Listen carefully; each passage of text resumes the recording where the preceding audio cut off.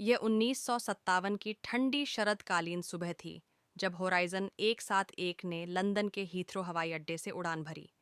यह विमान, एक लॉकहीड कॉन्स्टेलेशन, अपने प्रकार के आखिरी विमानों में से एक था जो अभी भी वाणिज्यिक सेवा में था।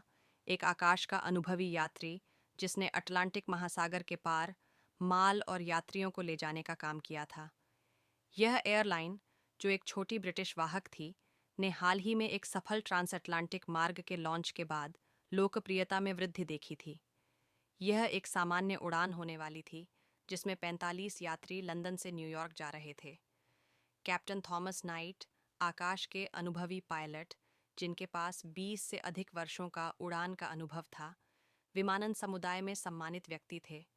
उन्हें दबाव में ठंडे दिमाग से काम करने और विमान प्रणालियों की गहरी समझ के लिए जाना जाता था। उनके साथ थे फर्स्ट ऑफिसर एमिली क्लार्क, जो कॉकपिट में एक उभरती हुई सितारा थीं और अपनी नई भूमिका में केवल कुछ ही महीनों से थीं। क्रू ने सामान्य प्री फ्लाइट चेक किए थे। आसमान साफ था और हवाएं हल्की थीं।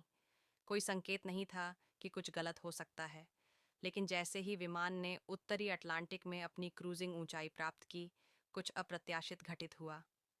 एक यांत्रिक विफलता, शायद विमान की हाइड्रोलिक प्रणाली में किसी खराबी के कारण, एक इंजन ने कार्य करना बंद कर दिया।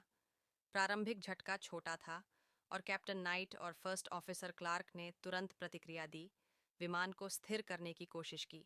हालांकि उन्हें यह पता नहीं था कि द्वितीयक प्रणालियों में एक के बाद एक विफलताओं की श्रृंखला शुरू हो गई थी। हाइड्रोलिक विफलता ने विमान की फ्लैप्स और रडार को नियंत्रित करने की क्षमता को बाधित कर दिया, जिससे नियंत्रण करना लगातार कठिन हो गया। कुछ मिनटों बाद होराइजन 171 ने ऐसी हलचल अनुभव की जो सामान्य से कहीं अधिक हिंसक थी।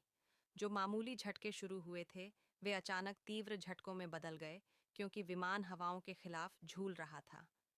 कैप्टन नाइट के ऊंचाई बनाए रखने के प्रयासों के बावजूद विफल प्रणालियों का वजन धीरे धीरे अपना असर दिखाने लगा।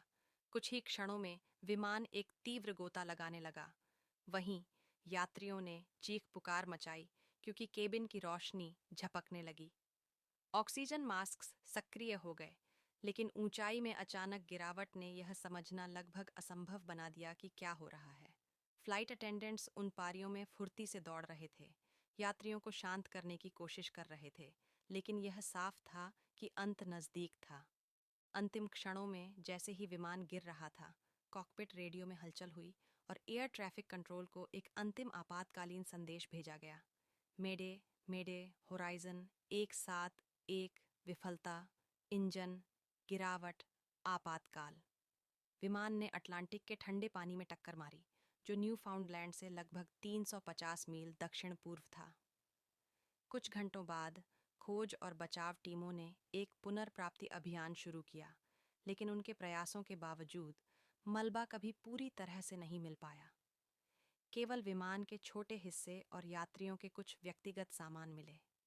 यह एक ऐसी त्रासदी थी जो आने वाले वर्षों तक विमानन इतिहास के सबसे बड़े हल न हो सके वाले रहस्यों में से एक बन गई।